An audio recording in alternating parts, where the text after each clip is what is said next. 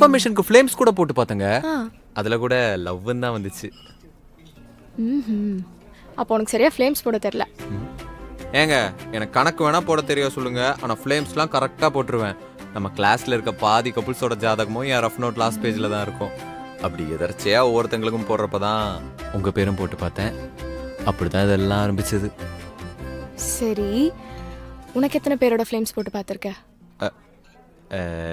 நிறைய பேரோட ஃப்ளேம்ஸ் போட்டிருக்கேன், ஆனா லவ் உங்க கூட மட்டும்தாங்க வந்துச்சு.